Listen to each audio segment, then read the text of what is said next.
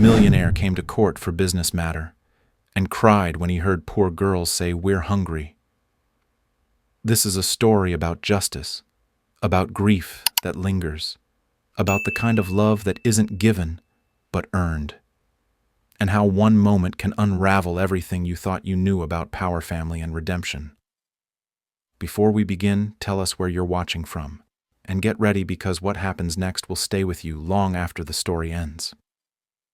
Nicholas Blackwell had not set foot inside a courthouse in over 10 years, not since his father's will was contested, not since the long gray hallways and hollow echoes of legal jargon reminded him that money could only silence some things, not all. He told himself that this morning's errand would be short, simple, nothing more than the final signature for the estate of his younger brother Adam. A formality, really. Something to check off before he returned to the sterile safety of his high-rise office in Midtown. His assistant had sent the files ahead. His legal team had already ironed out the wrinkles. All he had to do was walk in, sign on the dotted line, and leave. No emotion, no memory, just clean execution. But nothing about the day felt clean. The courthouse smelled of linoleum and paper. Its walls were that institutional beige that tried too hard to be neutral. The lighting buzzed faintly overhead, flickering once every few seconds, as if it too was tired of pretending everything was fine. Nicholas walked in wearing a tailored navy suit and a thin black tie that framed his white dress shirt like a blade. His shoes tapped against the tile like a metronome. He moved with the precision of a man who understood the cost of wasted time. His watch, a silver heirloom from Adam that he had almost not worn, gleamed faintly on his wrist. It was 10 minutes to 10. He planned to be out before 10:30. He planned to feel nothing at all. But that plan fell apart the moment he saw them. 4 little girls sat on a bench just outside courtroom 3, their legs dangling too short to touch the floor.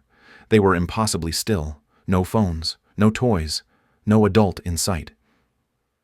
They sat with a kind of quiet that did not come naturally to children, unless it had been taught. Not by instruction, but by necessity. 2 of them wore pale green coats, mismatched buttons, and frayed cuffs. The other 2 had oversized sweatshirts with faded cartoon prints. All of them had braided hair in varying states of unraveling. All of them had the same eyes, hazel with golden flecks that seemed too alert for girls so young. Nicholas slowed as he passed them. He had no reason to stop, no obligation. And yet, something in their silence pulled at a place inside him he had long since buried. He turned, lowered himself to their level, careful not to startle. He cleared his throat gently. "Are you waiting for someone?" he asked.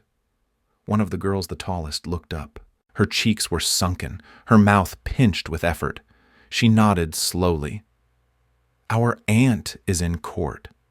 He looked around the hallway. The benches were full of lawyers murmuring to clients, a few nervous couples waiting for marriage licenses, and the occasional bailiff with a clipboard, but no one nearby seemed to be looking for 4 little girls. "How long have you been sitting here?" he asked. She shrugged. "A while." And then, as if the weight of the moment finally slipped from her lips, she added, "We're hungry." Nicholas blinked. The words landed softly, but their impact was immediate. He looked at their thin coats again, at the way their hands clasped each other's. He noticed then what he had missed before. Their lips were cracked. One girl's shoes were held together with tape. Another's sweatshirt sleeves were rolled up to hide holes. They weren't just waiting. They were enduring. Surviving. He stood, glanced toward the clerk's desk, then back at the girls. "Stay here," he said gently. "I'll be right back." He didn't wait for a response. He moved quickly through the building's front doors, crossed the street to the nearest corner cafe, and ordered whatever food he could carry: sandwiches, juice boxes, fruit cups, and warm bagels. By the time he returned 15 minutes later, the girls were still sitting exactly where he had left them.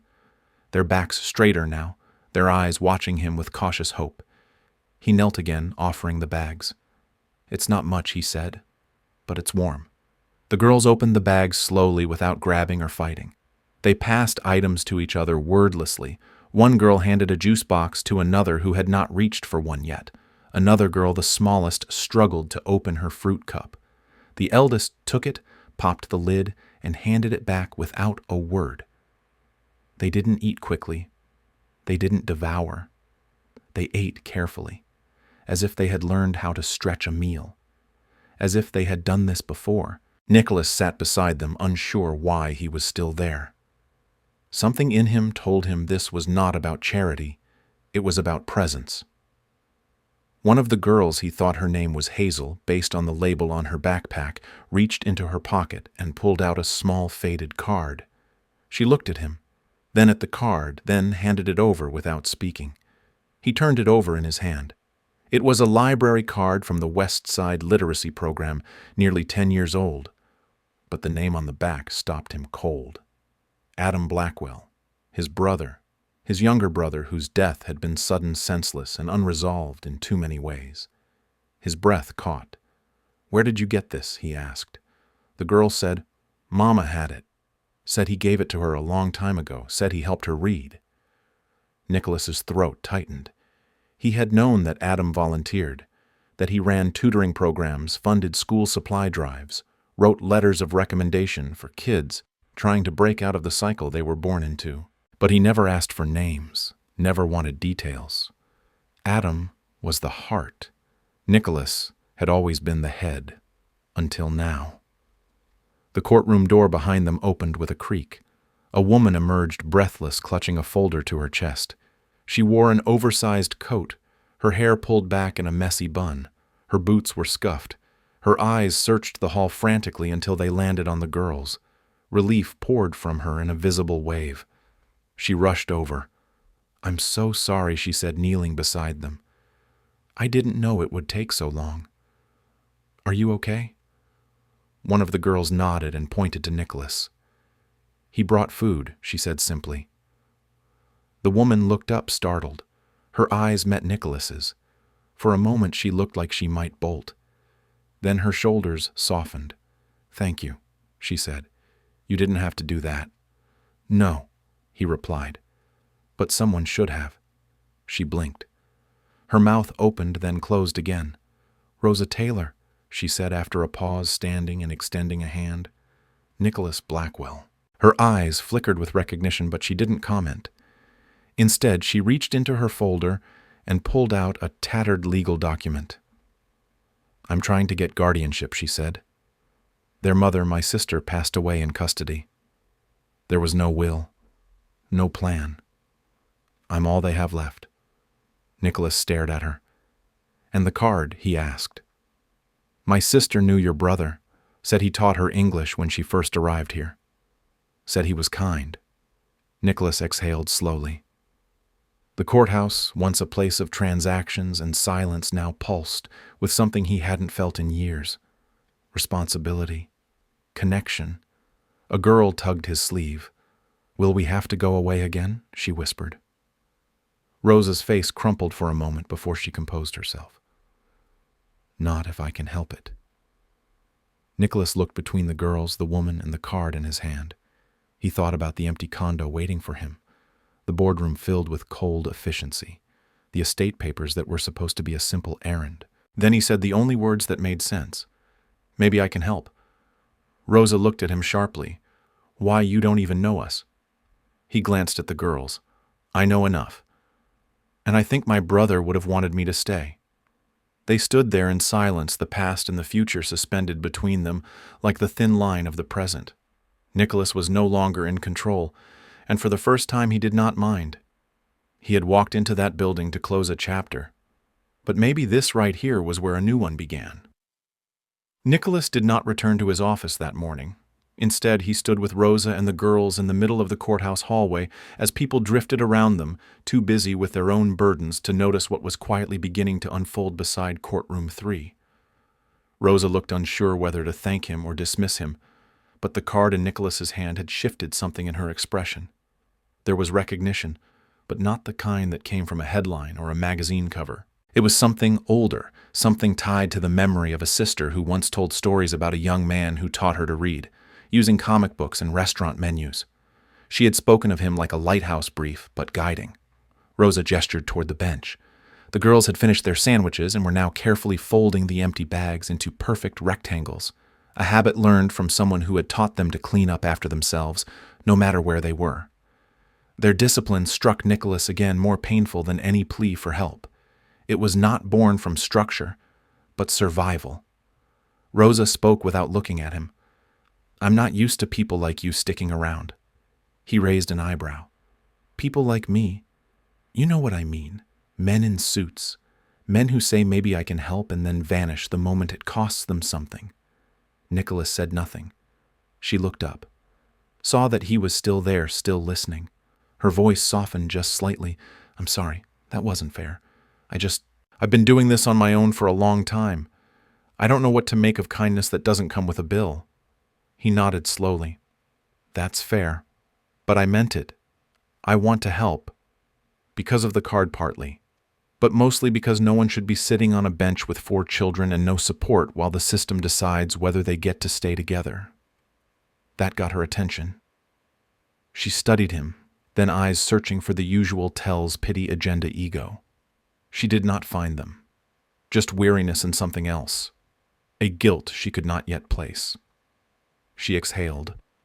"I have a hearing next week. Temporary guardianship. But no lawyer. No money for one. No social worker willing to back me up. And their caseworker gone. Transferred last month. Left a pile of unsigned forms and no forwarding contact." Nicholas's jaw tightened. "That's not legal." "No. But it happens. I've called every office in the city. No one calls back." One of the girls, the smallest one, came up to Rosa and tugged her sleeve. Her whisper was barely audible. "June has to go potty." Rosa blinked. "Right. Okay." She turned to Nicholas. "I'm sorry. I have to take her. Do you mind?" He shook his head. "Of course." She looked hesitant. "The others, would you mind sitting with them until I get back? Just a few minutes." Nicholas nodded without pause. He moved back to the bench as Rosa hurried away with the youngest. The other 3 girls scooted slightly to make room for him. He sat carefully. Emma, the oldest, stared up at him with those same unreadable eyes. "You're Adam's brother?" she asked. "Yes." "Did you know Mama?" he asked gently. She shook her head. "Mama said he helped her when she was new, that he listened, that he never made her feel dumb." Nicholas's throat tightened. "That sounds like him. He was a good man." "Are you like him?" Emma's voice was quiet but firm. Nicholas did not answer right away. "I used to think we were very different. He always said I spent too much time building things I couldn't feel. But maybe I'm just late to the better part of myself." She tilted her head like she was weighing the truth of that sentence. Then she said, "You have his watch." Nicholas blinked, surprised. "Yes. He left it to me. I think Mama wanted us to find you." "Why do you say that?" Emma glanced at the other girls. "Because she told me to hold on to the card. She said, if something happens to me, you find the man who gave me this. He'll do the right thing." Nicholas felt something shift in his chest. A piece of his brother still lived here, not just in memory, but in the choices he had made and the people he had helped. Rosa returned breathless with June at her side. "Everything okay?" she asked. Nicholas nodded. "I need to ask you something." She tensed. "Go ahead." "My brother had a small charitable foundation. Nothing huge, but quiet work, scholarships, books, outreach. He never talked much about it, but it sounds like your sister was one of the people he helped." Rosa nodded. She talked about him all the time, especially after she got sick. Said he was the first man who treated her like she belonged here. Nicholas took a slow breath. "I want to reopen the foundation, expand it, and I want to start by making sure you have legal support." Rosa stared at him. "I can't pay you back. I'm not asking you to." She looked at the girls, then back at him. "Why now?" "Why us?" Nicholas hesitated. "Because I missed the last chance I had to be there for my brother. And I won't make that mistake twice." Rosa closed her eyes for a moment. Then she nodded. "Okay, but no strings, no press, no favors, just the girls and their safety." Agreed. They exchanged numbers, and Nicholas promised to have someone call her that afternoon. He left the courthouse not with relief but with resolve. His car waited at the curb, sleek and silent, but he did not climb in immediately. Instead, he stood on the sidewalk, the noise of the city rising around him, and stared at the worn library card in his hand. That night, Nicholas sat alone in his condo. The skyline blinked through the glass like a distant constellation. He should have been reviewing a contract or preparing for the next board meeting. Instead, he was scrolling through old emails from Adam. He found one from 5 years ago. The subject line was simple: "Found someone brilliant today." The body of the message described a woman named Ava Taylor, mother of 2, working 2 jobs, barely spoke English but came to every literacy class without fail. Nicholas had never read that email.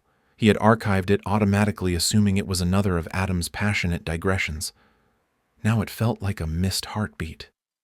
He called his assistant Grace, who sounded surprised to hear from him after hours. "I need you to do something," he said. "Find a legal advocate. Someone who handles family law, emergency guardianship, wrongful death cases if possible. Discreet, fast, and reach out to Daniel Vega. He's still in town, right?" Grace was quiet for a moment. "That's not exactly your usual circle." "I know, but I need someone who works with truth, not just risk assessment." Grace agreed, her tone shifting. "Do you want me to look into Raymond Merton too?" Nicholas froze. "Why would I want that?" "Because your brother was investigating him." Quietly. "There's a folder marked Merton in the Foundation archives. It's encrypted, but the index file is public." Nicholas felt the air change. "Thank you, Grace. Please keep this between us." "Of course." After the call, he sat in the dark for a long time. The card was still on the table. The girls' voices echoed faintly in his memory. Hungry, tired, waiting. Adam had seen them first, had tried to light a path. Now Nicholas had to decide whether he would follow it. Not just for them, but for himself. Because sometimes the only way to honor the dead was to fight for the living. And sometimes a life of power meant nothing unless it was used to lift someone else. As the city pulsed outside his windows, Nicholas finally opened his laptop. He began drafting an email to Daniel Vega. At the top, he typed one sentence: "We have to stop this before the system eats them alive." He paused, then added a second: "And I think I need your help to do it right." He hit send. And for the first time in a long time, Nicholas Blackwell did not feel alone. He felt ready. Because 4 little girls on a bench had reminded him that real legacies were not built in glass towers or boardrooms. They were built in the moments where someone chose to sit down, to listen, to stay. The next morning, Nicholas Blackwell arrived at the Foundation's old archive storage before the sun had fully risen. The building, once part of a community outreach center on the west side, stood mostly forgotten. Now its signage faded and its paint chipped by years of neglect. His brother Adam had run the small foundation out of the upstairs offices when it began, long before success or recognition touched their name. Nicholas used his old keycard, surprised when it still worked. The interior smelled of dust, old paper, and wood polish. The silence was thick, broken only by the creak of floorboards as he made his way down the narrow hallway. He found the metal cabinet labeled Archives and opened the bottom drawer. There, near the back, was a manila folder marked Merton. It was slimmer than he had hoped, but what it lacked in volume it made up for in weight. Inside were printed email threads, background checks, transcripts from recorded interviews, and a handwritten note with Adam's familiar looping script. "This man ruins lives slowly. Do not look away." Nicholas sat at the old wooden desk, flipping through the pages. One line stood out on a printed memo from 5 years earlier. Allegations dismissed without investigation. Woman's name, Ava Taylor. Nicholas inhaled sharply. His fingers stilled on the page. So it was true. Adam had seen it too. He had begun documenting what Rosa's sister had tried to survive. Nicholas closed the folder, tucking it into his leather briefcase. He called Grace as he stepped back outside. "Set the meeting with Daniel Vega. Tell him it's urgent." Grace, ever efficient, replied that she had already penciled it in for 11 o'clock. Private location. No assistants. No reporters. Nicholas nodded and ended the call. By the time he reached the discreet meeting room, a quiet office space near the East Side Park, Daniel Vega was already there. The former prosecutor turned independent civil rights attorney stood from the worn leather chair and offered a firm handshake. Still wearing thrift shop jackets and carrying that same quiet intensity, Daniel was a man who had traded courtroom glory for battles that most lawyers ran from. Nicholas laid the folder on the table and pushed it toward him. Adam was on to something. She was telling the truth. Daniel opened the folder and scanned the documents. His brows lifted slightly as he flipped through the evidence. How much of this do you want to make public? All of it, if that's what it takes to keep those girls safe. And the Aunt Rosa Taylor. She's the only one standing between those girls and the foster system. No legal recognition, no money. Just stubborn, relentless love.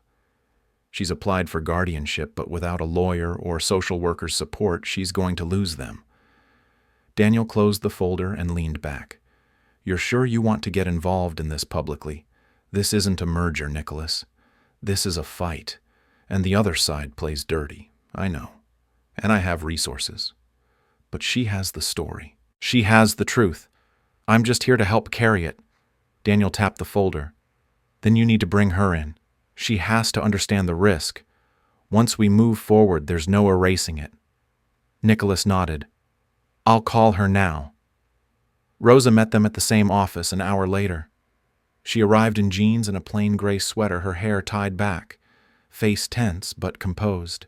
She carried a plastic folder of her own filled with scribbled notes, photocopied documents, and rejection letters. She did not flinch when Daniel greeted her with a calm lawyer's eye. Instead, she placed the folder on the table with quiet defiance. Everything I have, she said. Medical records, school reports, custody denials, letters from their teachers, even a few drawings. Nicholas noticed the drawings were crumpled at the edges as if the girls had kept them folded in backpacks ready to show anyone who asked. Daniel opened the folder and examined the contents. When he spoke, it was with professional care. I've read your sister's name in connection with a developer named Raymond Merton. You know him. Rosa's jaw tightened. I know what he did. He accused Ava of trespassing and theft when she refused to sign the redevelopment waiver. She worked at that building for 5 years, cleaning offices, smiling at security guards who stopped seeing her. Then one day she says no to a man in a corner office, and suddenly she's a threat. Nicholas leaned forward. There's more. My brother was investigating him, quietly. He left behind notes. Not much, but enough to show there's a pattern. Other women, other accusations, all quietly erased. Rosa looked at him, disbelief flickering behind her eyes. Why would Adam do that? Nicholas met her gaze, because he believed in people, even when I didn't, even when it was easier not to. Daniel turned to Rosa. If we move forward, we'll be filing 2 things. 1, an emergency motion to grant you temporary legal guardianship until a formal hearing. 2, an investigation request against Merton's real estate firm for wrongful death involvement and retaliatory harassment. Rosa sat very still. What happens if we lose Daniel was quiet for a moment.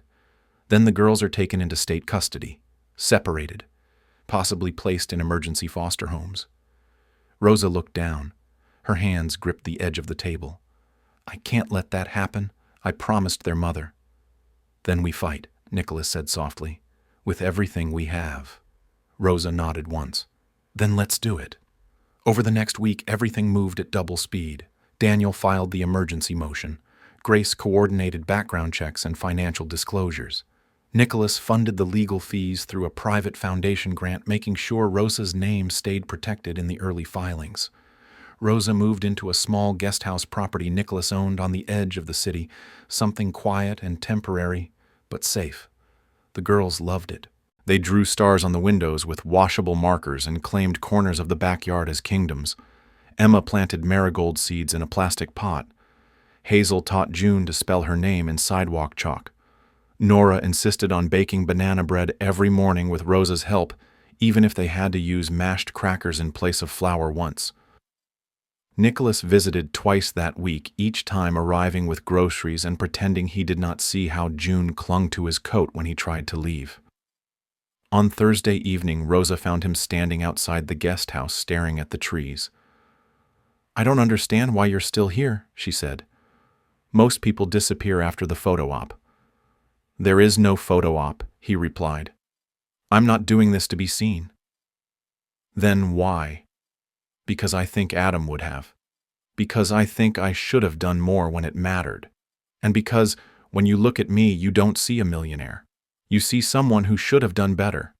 And you're right." Rosa stepped closer. The silence between them wasn't uncomfortable. It felt earned, shared. She looked tired but steadier now, like someone who had decided to stand her ground. "You're not here to rescue us, are you?" "No, just to stand beside you if you'll let me." The following day, the judge reviewed the emergency guardianship motion. Daniel spoke with precision and calm. He presented Rosa's file, outlined her consistent caregiving, her stable part-time employment, her ties to the girls' school, and the absence of any biological family willing or able to step forward. Nicholas sat behind them in the courtroom, quiet and unreadable, but unmistakably present. When the judge granted the temporary guardianship, Rosa let out a breath she had been holding for weeks. The girls were safe. For now. Outside the courthouse, Nicholas stepped beside her. "What do we do next?" Rosa looked at the paper in her hands. "Now we build a case. And we don't stop until someone hears what happened to my sister." Nicholas nodded. "Then I'm not going anywhere." As the sun dipped below the skyline and the city lights flickered on, Nicholas walked Rosa and the girls to the car. Hazel grabbed his hand. "Are you going to come back tomorrow?" Nicholas smiled. "If you want me to." Hazel squeezed his hand and said, "Good. Because you pour milk, right?" That night Nicholas sat alone in his apartment, but he did not feel alone. Not anymore. For the first time in a long time, he felt like he was standing exactly where he was meant to be. Not in a boardroom.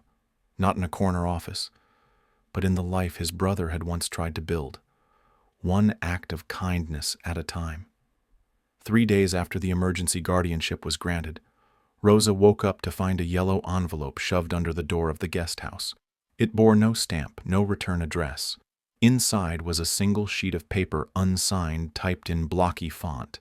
It read, "People like you should know when to back down. This won't end well." She stood frozen in the doorway, one hand clutching the edge of the paper, the other holding a mug of lukewarm tea. The girls were still asleep. The sky outside was a soft gray quiet before sunrise. She didn't scream, didn't panic. She folded the letter, neatly placed it back in the envelope, and walked across the yard barefoot to the main house. Nicholas answered the door on the first knock, wearing a sweatshirt and track pants, his eyes still heavy with sleep. When he saw the envelope in her hand, he sobered instantly. "Come in," he said. She stepped inside. He took the envelope, read the note, and set it on the kitchen counter like it was something alive. Then he looked at her. "This changes things." Rosa nodded. "I'm guessing this is Merton's way of saying hello." Nicholas paced. "I'll have Grace contact Daniel. We need to report this, log the threat, and request a protective statement for you and the girls." She crossed her arms. "And what will that do? Exactly scare him?" Nicholas looked at her, and for the first time since they met his expression darkened. "No, but it will give me cause. Legal cause to expose him for what he is." She studied him. "You've dealt with men like him before." "Yes. Men who hide behind corporate shields in quiet settlements. Men who hurt people and assume silence can be bought." Rosa took a breath. "Then I won't be quiet. I won't let him make me small." Nicholas nodded. "Good. Because we're not alone in this."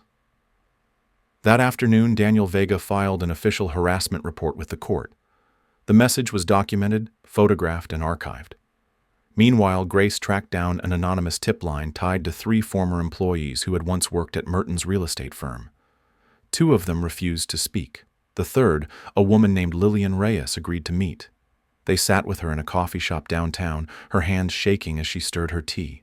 She had once been an administrative assistant working directly under Merton for 2 years, quietly pushed out when she reported inappropriate behavior and was told she had misread his tone. "I have emails," she said. "Nothing overt, just implications, late-night messages, invitations. When I finally said no, my position was eliminated." Nicholas watched as Daniel collected the screenshots from Lillian's phone. "This helps. A pattern is building." Rosa leaned in. "Did you ever meet a woman named Ava Taylor?" Lillian paused. "I think so. She used to clean the building. Always smiled. Soft voice. She wore a little cross around her neck, I remember that." Nicholas felt something twist in his chest. That was her. Lillian nodded. "I remember one day she was crying in the elevator. Said someone had accused her of stealing a watch, but it was just gone one day.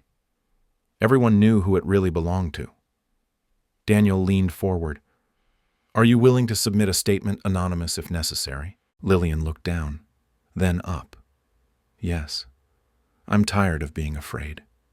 After the meeting, Nicholas drove Rosa back to the guest house. The girls were playing hopscotch in the driveway using chalk that Hazel had insisted on arranging by color. When they saw Rosa, they waved and shouted her name like she had been gone for days instead of hours.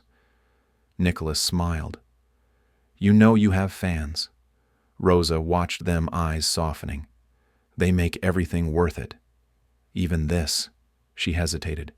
"You don't have to keep doing this, you know. Helping me, fighting him." "I do, actually." He pulled the car into park.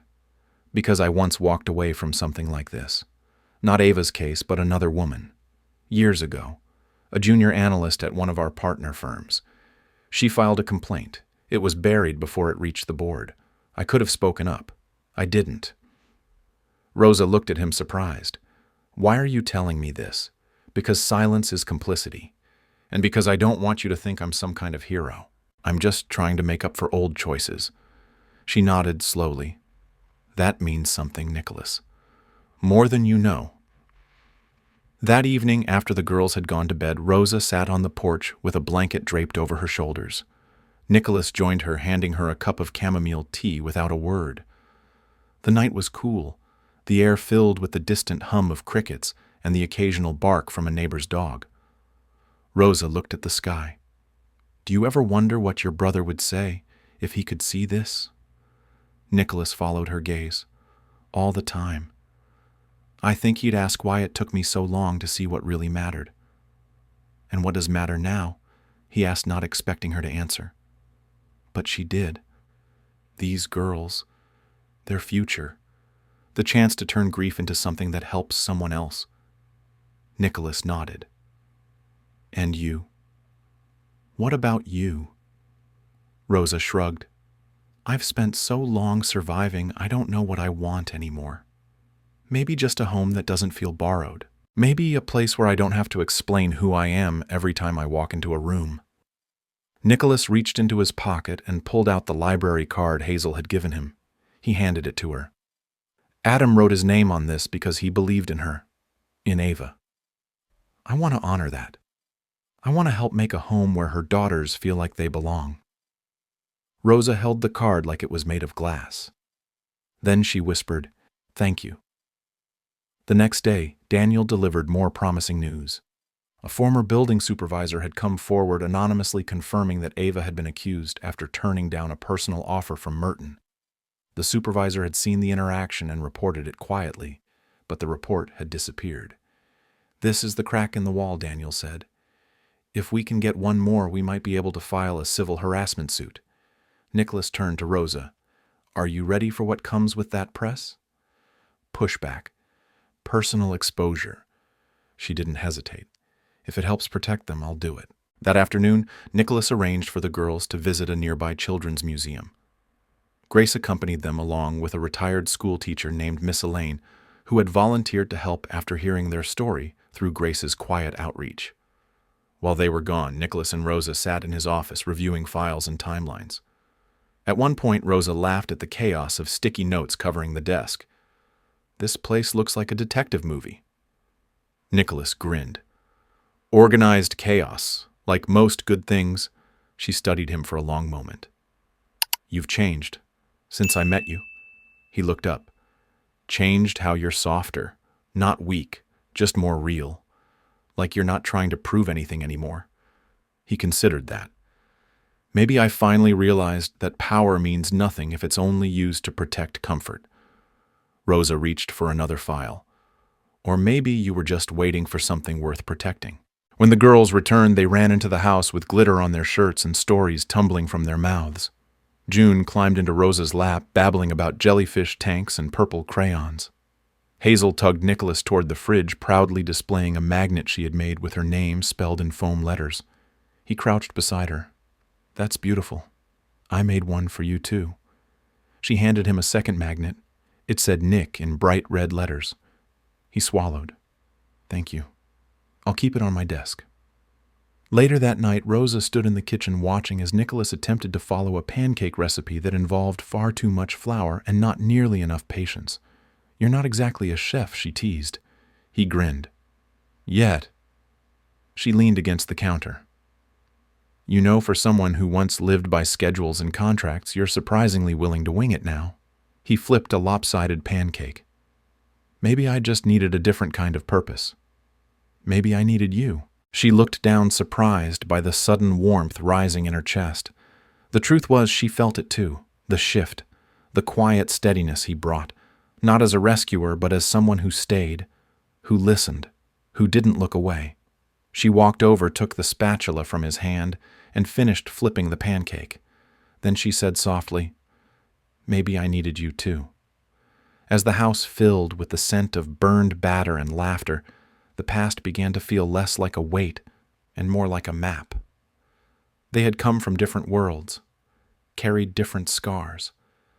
But somehow, standing there in a kitchen lit by warm light and soft voices, they had found the beginning of something neither of them had dared to imagine before. Not perfection, not rescue, but something stronger, something real, and neither of them would run from it. Not anymore. 3 days later, Nicholas stood in the lobby of the Blackwell Foundation's downtown headquarters, watching the elevator doors close with the kind of stillness that comes just before a storm. Rosa was upstairs already meeting with Grace and Daniel in a borrowed conference room. Outside, the wind had picked up, dragging the first leaves of fall across the pavement like small golden warnings. That morning, an article had dropped in the city's biggest newspaper. It was headlined in bold letters across the top of the metro section. "Local woman accuses developer of harassment in civil suit." Beneath the headline was a picture of Rosa, one the newspaper had pulled from her public social worker profile. She looked strong in the photo, her chin tilted slightly, eyes direct. The story detailed Ava's firing the accusations that followed and the witness statements Daniel had gathered. It included Nicholas's foundation by name. It listed him as a benefactor. Within 3 hours, Nicholas's phone lit up with a dozen messages from board members. By noon, there was a message waiting from Merton's legal team denying every claim and threatening a countersuit for defamation. Nicholas didn't flinch. Instead, he straightened his tie and walked into the conference room. Rosa looked up from a stack of printed comments. Grace sat beside her, calm but clearly on alert. Daniel was holding a tablet with the article on screen. He raised an eyebrow. So much for easing into it. Nicholas walked over and set a printout on the table. "Merton's legal team is demanding a public apology. They say the accusations are slander." Rosa stared at the page. Then she laughed once. It was a short sound, not joyful, but not hopeless either. "I'm not sorry. I never will be," Grace said quietly. "Some donors are pulling out. We knew this might happen." Nicholas nodded. "Then let them go. The people who matter will stay, and the ones who don't, we never needed them anyway." Daniel looked at Nicholas. "The deposition is set for Thursday. Merton will have to answer questions under oath. If he lies, we'll know. If he tells the truth, the whole story comes out." Rosa asked, "What happens if he refuses to speak?" "Then we file a motion to compel, and we go public with the silence. Silence can be louder than denial."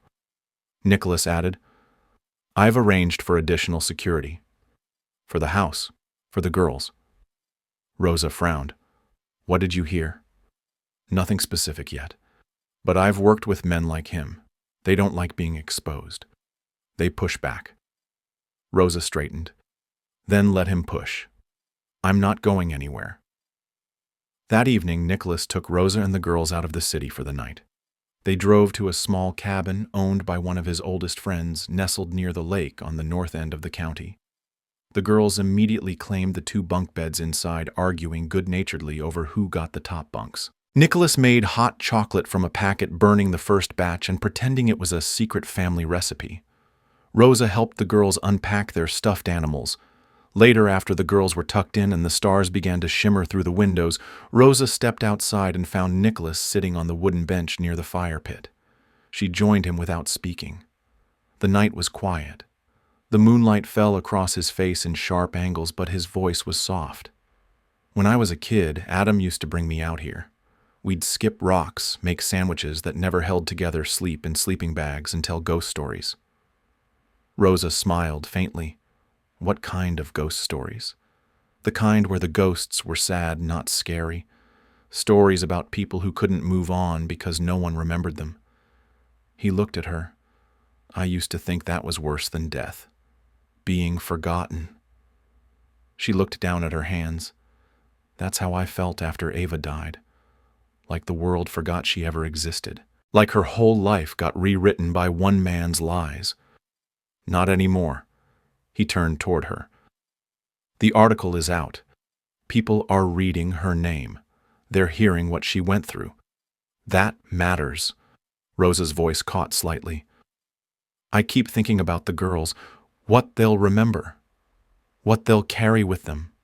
They're going to remember that you fought for them, Nicholas said, that you didn't let the truth get buried.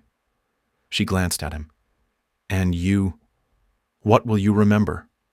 He didn't hesitate, that I stood beside someone brave enough to change everything, and that it made me want to be better. The next morning, back in the city, Nicholas met with the board of directors. The meeting was tense. A few faces were sympathetic, others less so. One man leaned back and said, I understand compassion, Nicholas, but this story is damaging. Our name is in the papers. Our donors are questioning the direction. Nicholas stood at the head of the table, hands folded. Then let them question. Let them all ask why the name of this foundation is tied to truth instead of comfort. I'd rather lose half our donors than stay silent when a woman's life was destroyed. Another board member asked, Are you personally involved with this woman? Is this about more than your brother's legacy? Nicholas looked him in the eye. Yes, it is. It's about the future, about what kind of organization we want to be. And yes, it's about me, because I don't want to look back in 10 years and realize I stayed quiet to protect a brand. After a long pause, someone clapped, slowly, then another, until half the room had joined in soft but clear. The vote was not unanimous, but it was enough. The foundation would support the lawsuit, publicly, with full transparency. Nicholas walked out of the building and into the street, the fall wind brushing his coat. He called Rosa. We're in. They're backing us. On Thursday, Rosa walked into the deposition room flanked by Nicholas and Daniel. Merton was already there. His lawyer beside him, a thin man with sharp glasses and a sharper tongue. The room was sterile, the walls lined with bookshelves and legal plaques. A court reporter sat to one side, typing steadily. Merton looked at Rosa and smiled like she was a child interrupting his dinner. But his smile faltered when she sat straight-backed, eyes clear. Daniel asked the first question. Can you confirm that you employed Ava Taylor at your Midtown property for approximately 5 years? Merton shifted. I don't recall specific names. She was contracted through a third-party cleaning service. Daniel slid a photo across the table. This woman. Do you recognize her? Merton glanced. Possibly, but as I said, I don't recall. Nicholas watched him. Lying already. Daniel asked, Did you ever interact with her directly? Merton shrugged. I may have passed her in the halls. Daniel's voice didn't waver.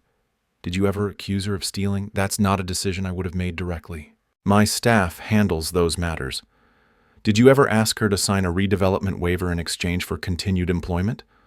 Merton shifted again. I don't recall the specifics. Rosa leaned forward. Her voice was steady. She told me you asked her to meet privately, that she said no, and the next week she was fired. Merton glanced at the lawyer who motioned for silence. Daniel asked, Did you or your staff make any effort to investigate her claims before terminating her? Merton said nothing. Daniel pressed. One final question. Were you aware that another complaint had been filed against you by a former assistant named Lillian Reyes? Merton looked up, eyes narrowing. I won't answer that.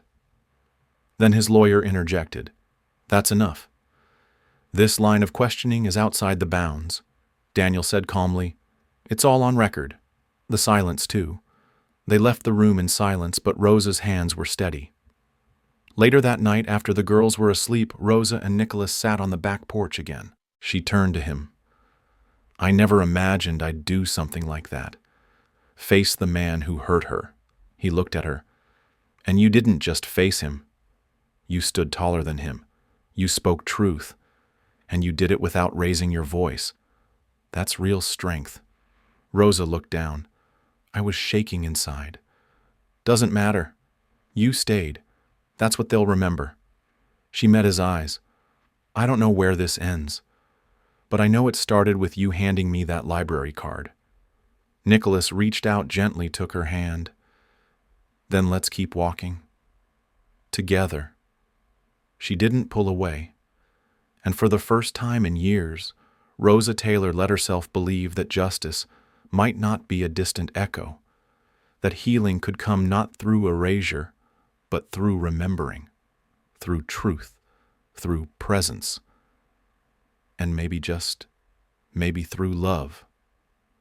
3 days after the deposition, Rosa woke to the sound of Hazel whispering in the hallway. She tiptoed from the bedroom, expecting to find the girls sneaking for an early breakfast. Instead, she saw Hazel crouched beside June, wrapping her small arms around her little sister, gently rocking her. June's face was wet, her eyes wide with the kind of fear that doesn't belong to a child. Rosa knelt beside them, and Hazel whispered, She had a nightmare. She dreamed that the mean man took you away. Rosa pulled both girls into her lap, holding them as tightly as she could without crushing their ribs. June whimpered into her neck, and Rosa whispered again and again, I'm not going anywhere. I promise. She didn't let go for a long time. When she finally stood, the two girls clung to her hands. That morning, Nicholas called from the city. He had just left a meeting with the editorial board of the same newspaper that ran the article. They had agreed to publish a follow-up, not just a story about accusations, but a profile of Ava, her life, her legacy, her daughters. Her name will not be forgotten, Nicholas said. She will be remembered. Rosa's voice cracked when she said, Thank you. Later that afternoon, Grace met with Rosa and Nicholas in the sunroom of the Foundation's main building. She brought files, contacts, and a plan. This is bigger than one lawsuit, she said. This is about systemic silence. There are at least 4 other women who came forward anonymously. One agreed to go public if someone else does first. Rosa sat with the pages spread around her like pieces of a puzzle. Nicholas said, Then let's give them a platform, a safe one. Grace nodded. I'll organize a panel, a community event, public but protected. We invite advocates, survivors, journalists. You speak. I speak. Nicholas speaks. And if Merton tries to interfere, he risks looking like the aggressor again. Rosa hesitated. I'm not a speaker. I'm not trained for that. Nicholas placed a hand on hers. You've lived it. That makes you the most powerful voice in the room. That night, back at the guest house, Rosa sat on the porch as the girls painted river rocks they had found during their walk earlier. Hazel had painted a rainbow. June had painted a house with a huge yellow sun. Lily was working on a stick figure family holding hands. Nicholas stepped outside, watched the girls for a moment, then looked at Rosa. You're building something they'll remember forever. She gave a small smile. I'm just trying not to break anything. He crouched beside Lily and picked up a blank rock. Then let's make something together. He painted a small green sprout. New growth. New start. The next day, Rosa stood before a packed room at the community center, her hands trembling only slightly as she looked out over the crowd. Faces she didn't know, reporters, advocates, people who had lived through different versions of the same pain. She began with Ava's story, not the accusations, not the injustice, but the joy, the kindness. The woman who saved every library slip the girls brought home. The mother who walked 2 miles to buy half-price ballet shoes. The woman who believed that even without a title, she mattered. By the time she reached the part about Ava being fired, the room was silent. Nicholas sat in the front row. Hazel was with Grace in the children's room down the hall. June had clung to Rosa earlier, but let go when Nicholas promised to read her a book after. Rosa finished with a quote Ava used to say every night before bed. "No matter what happens, I will always show up for you." She let the silence hold for a moment, then stepped away. The applause started slow, then grew. That evening, the newspaper published her speech, word for word. The next morning, 2 more women came forward with names and dates. Rosa's face was now on the front page. Ava's photo was beside hers, but not everyone was clapping. That same day, an anonymous video surfaced online, accusing Rosa of orchestrating the entire campaign for attention. The video showed a snippet of her at the courthouse edited to make her look smug. Another clip of her speaking with Nicholas in what looked like an embrace, framed to imply manipulation. The voiceover was robotic, the tone venomous. It spread fast. Comments flooded in. Some were supportive, others cruel. Nicholas called Daniel immediately. "We need to find the source." Daniel was already on it. Meanwhile, Nicholas brought in a digital security consultant. She traced the video to a fake account connected to a dummy server that had once been linked to a property owned by one of Merton's shell companies. This was Retaliation. Rosa read the comments anyway. She saw the names they called her: gold digger, liar, attention seeker. Nicholas found her sitting on the stairs that night, her phone still in her hand. "You shouldn't read that." "I had to," she whispered, "because someday the girls might. And I need to know what I'll tell them." He sat beside her. "Tell them you told the truth, that you stood up when it was hard, that you chose love over fear." Her voice cracked. What if it doesn't end well? What if he wins? Nicholas didn't answer right away. Then he said winning isn't always about courtrooms. Sometimes it's just surviving with your soul intact. Rosa leaned her head on his shoulder. "I'm tired, Nicholas. I know. So rest. I'll stand watch." That night, someone broke into the office where Daniel kept the case files. Nothing was taken, but drawers were pulled. Papers scattered a message scrawled in black marker on the whiteboard. "Let it go." Nicholas doubled security. Daniel moved the files to encrypted drives. Rosa took the girls to stay at a secure apartment provided by the foundation. She told them it was an adventure, a sleepover in a different place. Hazel asked if the mean man would be there. Rosa smiled. "Not this time. He can't find us." But he had already found something. Later that week, Rosa received a subpoena. Merton's legal team had filed a civil countersuit. They accused her of defamation, emotional distress, and slander. The claim was full of holes, but it was loud, designed to scare. Nicholas read the document in silence. Then he handed it to Daniel. "Burn it. We're filing for full exposure. Public depositions, no protective seal." Grace added, "I'll schedule a press conference. Let's not wait for them to frame this. We own the story." That evening, Rosa stood in the makeshift kitchen of the apartment. The girls were playing dominoes on the carpet. Nicholas walked in holding takeout bags. "I got too much again," he said. "I panic order around noodles." Rosa laughed for the first time in days. "Good. I miss carbs." They sat on the floor with the girls laughing over fortune cookies and debating whether soy sauce counted as soup. After bedtime, Rosa stood by the window. The city lights flickered below. She said, "I keep thinking about Ava. If she were here, what she'd say." Nicholas walked up behind her. "She'd say you're doing more than she ever dreamed, that you turned pain into purpose, that you made the world safer for her girls." Rosa turned. Her eyes were shining. Then she'd hug you, because she'd see what you've done too. Nicholas reached out, took her hand. We're not done. Not yet. But we're not broken either. She nodded. I know. Just scared. Good, he said. That means you're brave. Because brave people keep going anyway. That night she didn't go back to her room. She stayed beside him on the couch, her head on his chest, his arm around her. And for the first time since the storm began, she slept through the night, dreamless, whole, together. 3 weeks after the subpoena, the courthouse steps looked more like the entrance to a national press conference than a civil hearing. Reporters lined the sidewalks, their cameras aimed at the grand columns as if expecting a celebrity scandal. But it wasn't a red carpet that Rosa stepped onto that morning. It was stone gray and cracked with time, worn down by years of people walking in and out hoping for justice. Rosa stood at the edge of the building, her hands wrapped tightly around a folded piece of paper. Her notes. Ava's name was written across the top. Nicholas walked beside her, dressed in a charcoal suit that somehow looked softer when he was near her. Grace followed with Daniel, who held a thick folder under one arm and nodded once toward the reporters. They'll ask questions, he warned, but you don't have to answer anything. Rosa looked up. I want to. If they ask, I'll tell the truth.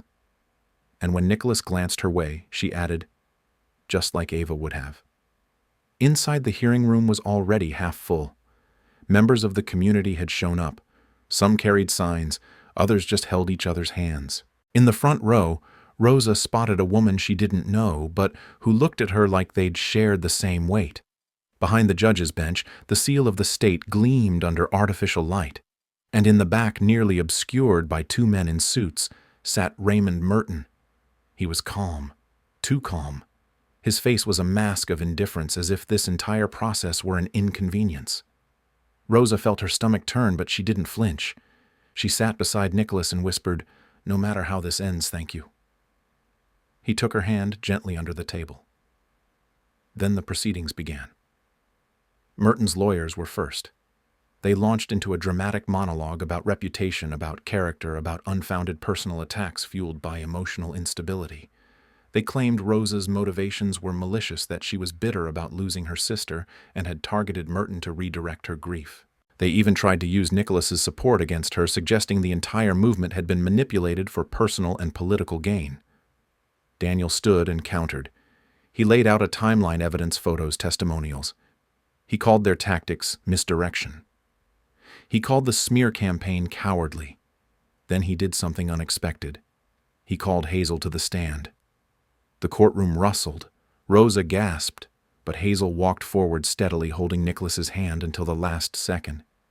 She sat down in the chair, her feet swinging slightly above the floor. Daniel asked her simple questions. "Do you remember your mom?" Hazel nodded. "She used to sing to us before bed. She always gave us 2 stories, one real and one made up." Daniel smiled. "What do you remember about when she lost her job?" Hazel frowned. "She cried in the bathroom. She thought we didn't hear her. She said someone told lies about her. But she didn't lie. Not ever. She always said people should be kind." Hazel's voice wobbled, but she didn't stop. "One time she said, 'The bravest people tell the truth, even when it's scary.' That's why I know she wouldn't be scared today. Because my Aunt Rosa is telling the truth too." When she finished, Rosa had tears in her eyes. So did Grace. So did half the room. But not Merton. He barely looked at the child. When court adjourned for the day, Rosa stepped outside to find a crowd had formed. Not just reporters. People. Women holding photos. Men with signs that said, "Believe her." Teenagers with handmade posters quoting Ava's favorite words. "No matter what happens, I will always show up for you." Nicholas stepped in front of a microphone. He didn't speak as a businessman. He didn't even speak as a donor or foundation head. He spoke as a brother, as a witness, as a man who had spent half his life avoiding the pain of loss and was now standing in the middle of it, eyes open, finally choosing to stay. He said what happened to Ava Taylor was not an isolated tragedy. It was the result of silence, of complicity, of systems that punish truth-tellers and protect the powerful. That ends today. His voice didn't rise, but it didn't need to. The crowd applauded not with cheers, but with a quiet kind of reverence. The next few days were a blur. Witnesses, documents, depositions played aloud. Merton was called to the stand. His answers were evasive, his memory conveniently hazy. Daniel caught him in two contradictions, then introduced emails from his former assistant that directly contradicted his statements. The tide was turning. But then, just when it seemed victory was near, a letter surfaced. It had been mailed anonymously to the court, a forged note allegedly written by Rosa years earlier, confessing to a vendetta against Merton. It was poorly done, the handwriting clearly inconsistent, the language strange. But the judge had to admit it into evidence for review. The courtroom froze. Rosa turned pale. Nicholas stood up immediately, demanding a handwriting analyst. Daniel filed an emergency motion to dismiss the document. The hearing was delayed 48 hours. During that time, Nicholas and Rosa went into a kind of lockdown. They stayed at the apartment with the girls, avoiding press, avoiding even friends. Rosa barely ate.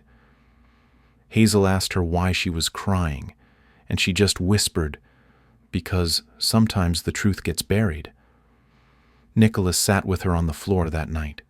I know that feeling, like you're yelling underwater and no one hears. But I hear you, Rosa. I always will. The next day, the forensic analyst confirmed what they already knew.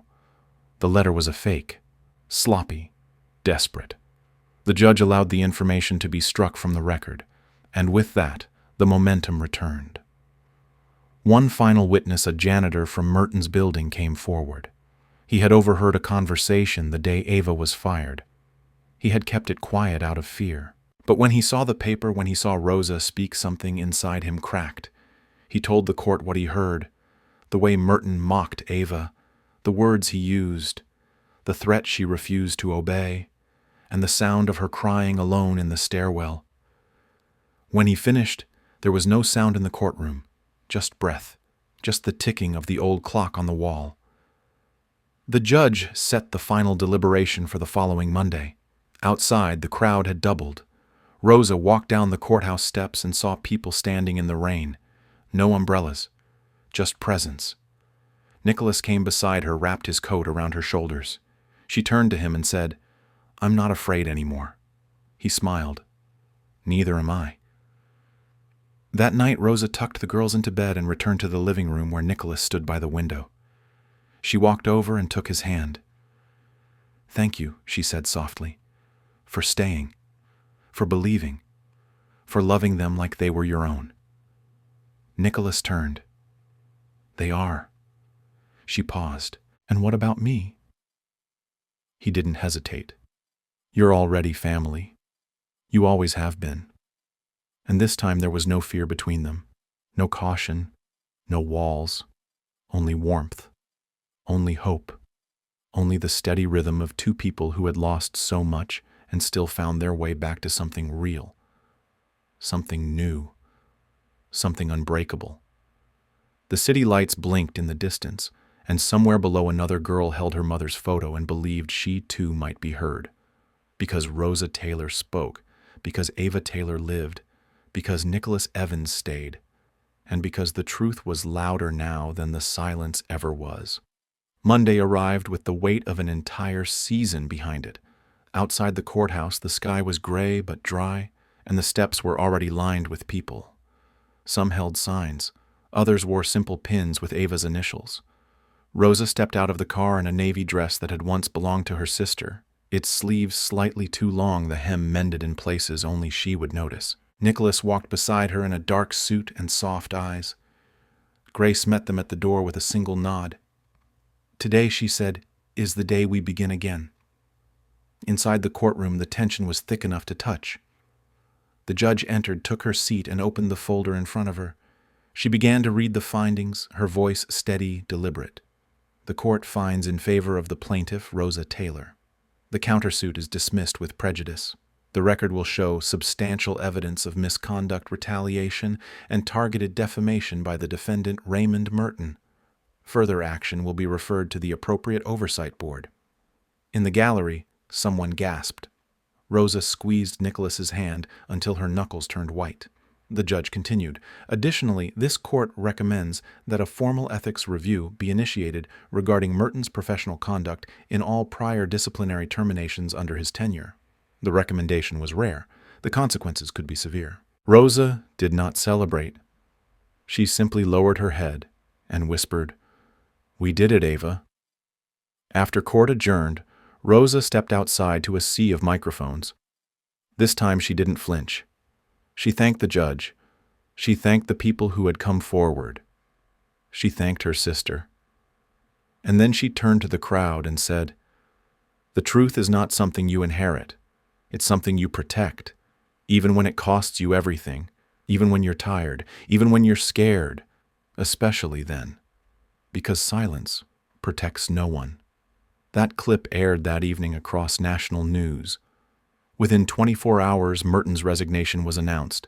He left the city without a word, no press conference, no defense. And while his exit was quiet, the ripple of what followed was anything but. Grace's foundation received triple the number of volunteer applications. Community centers across the state began offering survivor advocacy programs. A mentorship initiative was launched in Ava's name, the Ava Taylor Courage Project. Rosa was asked to be its first director. She turned it down gently. "I want to build something else," she told Grace. "Something smaller, something closer to the girls." With Nicholas's support, she reopened the old bookstore Ava used to dream about, but it wasn't just a bookstore. It had a reading corner, a grief support group every Thursday, and a weekly story circle where children could come and speak or draw what they couldn't say out loud. Nicholas purchased the building quietly, but left the deed in Rosa's name. When she found out, she cried. "You didn't have to do that," she whispered. He kissed her forehead. "I wanted to. I believe in what you're building. I believe in you." Months passed. The girls settled into school. Hazel joined a youth writing program and wrote a story about her mother. She titled it, "The Bravest Person I Know." June won a ribbon for drawing a picture of a woman with wings standing between 3 little girls and a shadowy figure. The title was Protector. Lily, once quiet and cautious, stood up in front of her class and read a poem. "I used to be afraid," she said. "Now I am strong, because someone stayed, because someone spoke, because someone loved me anyway." Nicholas came to every performance, every reading, every science fair, every picnic. He brought peanut butter sandwiches when the lunch budget ran low. He fixed Hazel's bike. He danced with June in the kitchen. He helped Lily build a birdhouse. And on a soft spring morning, as the bookstore hosted its first annual community breakfast, he stood in front of the small crowd and cleared his throat. He looked toward Rosa, who was watching from the doorway, her apron still dusted with flour. He said, "I came to court that day for a business matter. I thought I was too late to have a family. I thought I had already lost the most important chances of my life. Then I met a little girl who asked for food. Then I met 3 who offered me their hearts. Then I met the woman who reminded me what it means to show up." He turned to Rosa. "And I want to keep showing up, if you'll have me." There was no ring, no stage, just sunlight through the window, and the soft clink of coffee cups, and the sound of Hazel whispering, "Say yes, say yes." Rosa laughed through her tears. She nodded. "Of course, of course." Later that evening, after the crowd had left and the tables had been cleared, Nicholas helped tuck the girls into bed. Hazel asked, "Does this mean we get to keep you forever?"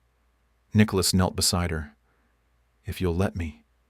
June said, "Can you still read the silly voices, even if you're old?" He chuckled. "I'll try my best." Lily whispered, "Mom would have liked you." He paused. "I hope so." Rosa stood at the doorway watching them, her heart full and raw and whole all at once. After the girls were asleep, she walked with Nicholas to the porch. They sat side by side, watching the stars appear one by one.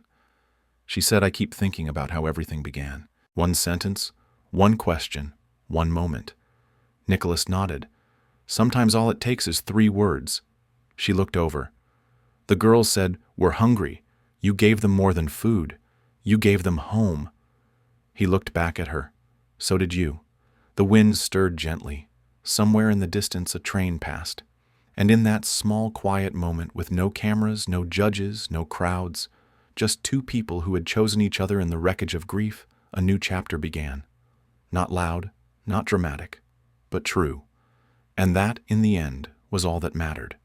Because truth does not fade. Love does not vanish. And family is not just something we are given. It is something we fight for, and something we build together. And that was their story.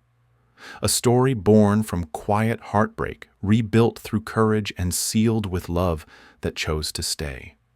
What began as a business visit ended with the discovery of a family stitched together not by blood, but by truth, loyalty, and the power of showing up when it matters most. If this story touched you, tell us in the comments where you're watching from and who came to mind as you listened. Was it someone you've lost, someone you protect, or someone you're still waiting for? And if your heart's not ready to say goodbye just yet, stay with us. The next story begins when you press play. And if you believe in stories that heal, surprise, and transform, make sure to subscribe. There's so much more to come, and we don't want you to miss a single one.